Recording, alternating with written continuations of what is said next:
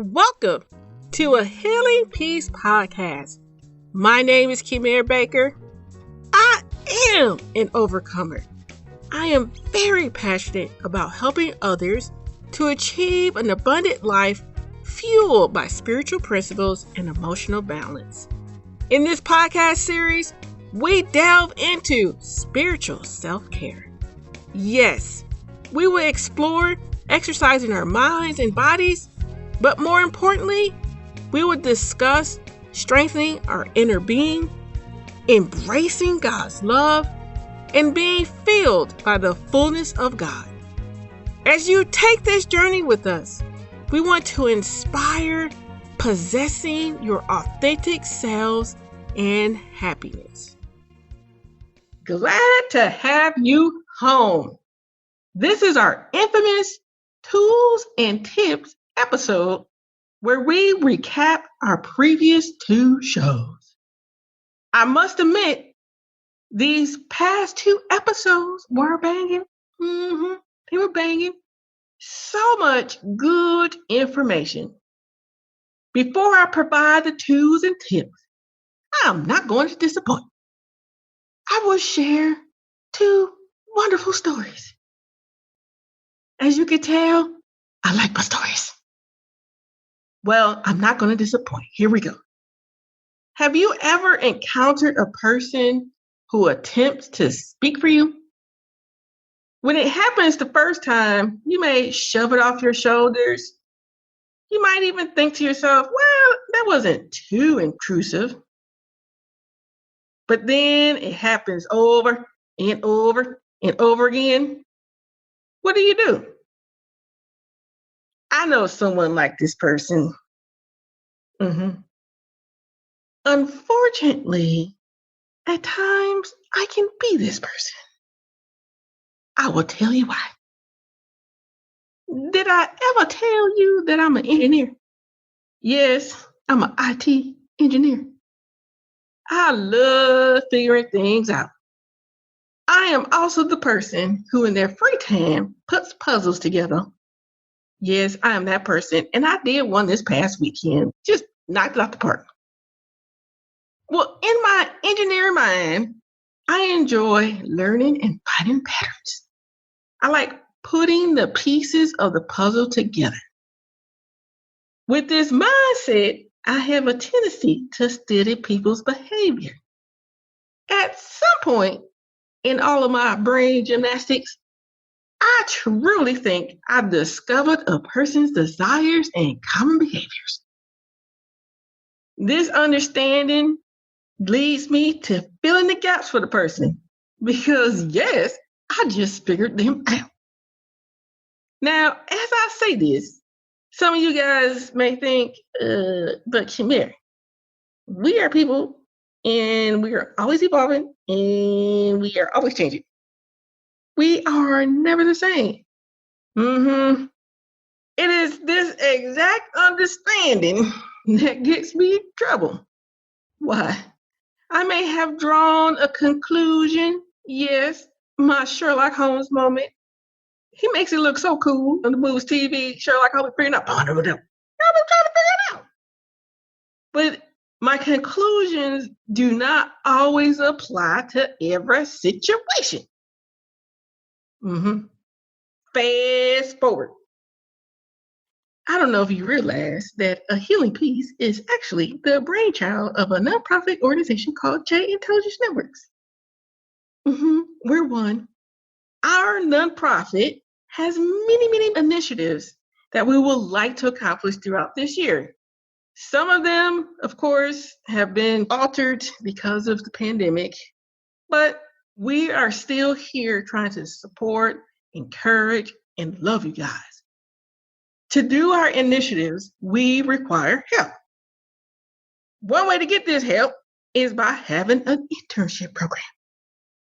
Those who participate develop their skills, and together we collaborate to see this wonderful nonprofit grow. Yes, we want to sprout our wings too. I will sing the song about flying. I won't do it. Nevertheless, This is where the story begins. Again, I love my stories. During the process of finding a new person to participate in our internship program, we go through and review a person's resume, and we even interview them. And hopefully, we pick the right person. We go through this process several times. But sometimes, and I mean but, we do finally get to the point to offer a wonderful position to an inspiring mover and shaker, just like we are. Inspiring, trying to move and shake. It's a great marriage. It's time to get the partnership on. And as we do this, we experience numerously over and over again where it just falls apart. The internship doesn't happen, the person doesn't join, and we start the process all over again, going through resumes, interviewing over and over. I'm not going to keep sharing my sad story. I'll stop right now. As I've shared these two stories, have you discovered any common elements? I will give you a moment to think. I'm not going to do Jeopardy this time. That was actually kind of bad. I'll be silent for a moment. I'm going to try it out. Okay. Silence didn't last long. Enough thinking. I'm just going to give you the answer. I can't help myself. My mama always tells me I'm impatient. But in both situations, they both exemplify drawing conclusions. The first story, the person, me, reviewed the situations and applied my understanding to the outcome. I thought on behalf of someone else, which, as I say, this does sound pretty weird. But I completely disregarded their thoughts and their experiences because I reasoned what should happen next. Yes, my conclusions were based on my own reasoning. And dare I say, it was actually kind of arrogant. Now, the second story is a little bit better. It at least reveals, based on our conclusion of facts. What do I mean? There was a resume, so it had something to look that was tangible, that talked about the individual skills. And then there was an interview. You got an opportunity to talk through it. And those elements provided an opportunity to draw better conclusions. Both situations make sense in the sense of trying to come up to the right conclusion. You may have had the same experience, or you may know someone who has done the same experience. What is the point in all of this? We can draw conclusions all day long. And in the process, we can put ourselves and others at risk. There's this assumption, there's this reasoning. And the challenge becomes, instead of drawing conclusions, do we present those circumstances or those experiences to God and ask Him for the answer or direction? We ask Him, what does He want us to do in this situation? We don't have all the answers, but He does. And in both situations, I or the company or the people I was around, we had limited understanding and we acted upon it. And there's an assumption. But at the end of the day, our assumptions doesn't necessarily match up to the right way to go about a situation. And as I say this, why am I saying this in the beginning, the tools and tips? This applies to everything that we do. Sometimes we think we know, but in actuality, take the next step and go to God first before acting upon those things that we think we know. And this way of being is so crucial during this time of the pandemic as we shift from being in our homes and going out and being around more people. Take a step back and think through and pray through and asking God, what are you asking of me in this situation? What direction do I need to take for myself and my family? How do I allow you to guide me through this circumstance.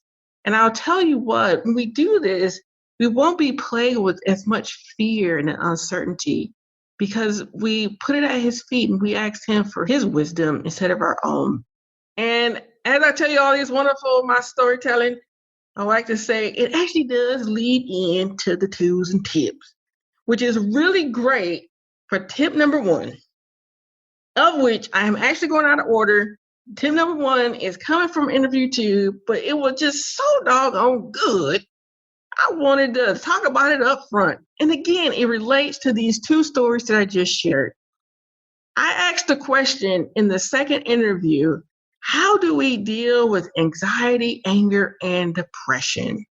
The counselor, Beth's response was that these emotions are given to us by God to turn to him for the answers. When she said it, I didn't fully grasp it when she said it initially, but when I played it back, I was like, oh my gosh, that's a drop the mic moment. Do we ever think of our emotions given to us by him so that we seek him even more and ask him for the answers? Yeah, I'll be honest, I don't think that way because usually I'm trying to not be that way. I'm like, I'm trying to have some control. Da, da, da, da. Instead of thinking, okay, these emotions are here for a reason. God, help me out. And I will say this, that God is not timid in answering questions or being sought after. He wants us to allow him to draw the conclusions versus our own. Tip number 2, discover your own mantra, which helps you to calm down and breathe. For Bev, hers was stop, drop, and pray. Yours may be stop, breathe, and pray. Or even pick up your favorite scripture, your favorite song, but determine whatever works for you to pause. Basically, just to exhale so that your emotions are not winning. Thank you very much. Tip number 3, share your experiences and connect with other people. I surely liked how Beth cleaned up that misery loves company statement. For us, find support groups. I know this is a unique method of connecting because of us being closed into our homes, but I'm pretty sure that there are really great groups out there that are online that we can join so that we can be supported during this time. Tip number 4, shift your thoughts from panic to gratitude. Think about things for Thanksgiving. Bev did an assignment where she wrote 1,000 things that she was grateful for. Get yourself a journal, write down and look for those good things. Tip number 5, remember that you cannot control all things. This is a hard one, I'll be honest. I sure do be trying to control all things. So as I give you this tip is for me as well, which is write down the things that you cannot control and then pray through them. When you do this, you place the responsibility back on God. He knows and he does care. I'll be honest, this requires practice, so keep at it. Tip number 6, break your replay thoughts, the thought train. This topic also came up during the interview that Keisha Simone had with me. She asked me the question, how do we stop replaying events? Then I expressed journaling and talking through things with God. Now, I'll be honest, Bev, she added a little more. She had a little extra little seasoning to what I was saying. And she also included by focusing our thoughts on gratitude through prayer, as well as moving toward a solution. Yes, the common thing, praying. If you haven't figured, we said it a lot. But yeah, pray it out. But this also reminds me of the scripture about faith and deeds. faith, prayer in God, putting our request to Him, knowing that He can work through it, and deeds move towards a solution. Do something good. I remember someone telling me before, it doesn't do anything if you just know it. You got to do it. You got to put it in action. Isn't knowing just enough? No, it's not. Put it into action. Tip number 7. Anger is the secondary emotion. Spend time instead discovering what the root cause of your emotion is. It may be a loss of control, fear, feeling hopeless. Dig a little deeper. Journal. Pray through those things. Tip number 8. This is an important one. Practice mindfulness. Do not judge your feelings or emotions as right or wrong. I do this all the time. You've been bombarded with shame and guilt, especially people who play with shame and guilt. You do it all the time. My emotions are right or wrong. They're wrong. They're wrong. Don't do it. Rather, take a deep breath. Then identify behaviors that foster peace. Praying, practicing gratitude, moving, physical movement, that does a lot. It does a lot. Move that body, shake a little, move. I'm getting carried away. Tip number 9. Focus yourself on healthy self-care by using the 6 F's. These items are faith, fellowship, fitness, food, healthy food, not crappy food, healthy food. Fun. Sometimes we just need to laugh. I remember at one particular point, this just came to my mind where I needed to laugh. I couldn't find things to laugh about. So the next best thing for me to do was I would start watching, what are those things called where people just do pop-up dance moves? There's a word for that. Oh, it slipped my mind. But I'll just go and I'll just watch them. And they were cool. They just pop up and start dancing. And it brought me such joy and really did calm me down. And the last one in all that is family. Good family dynamics. Finally, we made it to tip number 10. Back to 10 tips. Tip number 10. You cannot avoid grief. It doesn't work. You have to work through it. Yep, it's kind of disappointing, but that's the fact of it. How do we do it? Apply and reapply all the previous tips. I hope you enjoyed the little tools and tips section. Again, in the tools and tips that we provide, pick a couple of things that you can work through so you don't feel overwhelmed and bombarded. And the more you start doing it, the more you begin to be rejuvenated, feel refreshed, and a little bit more excited about things that's going on around you. I am also excited about our next segment. It is going to be banging. We're going to discuss overcoming. Not just any old overcoming, but how to overcome the hardships and, dare I say, our mindset. This topic of being more of a conqueror is just in time for our upcoming interactive workshop, where we will explore tackling the lies that we tell ourselves. Yes, a new workshop. Mark your calendars for an incredible session, May 18th. That's a Tuesday, 7 p.m. CST. Go to ahealingpeace.com/register for more information and, of course, to register.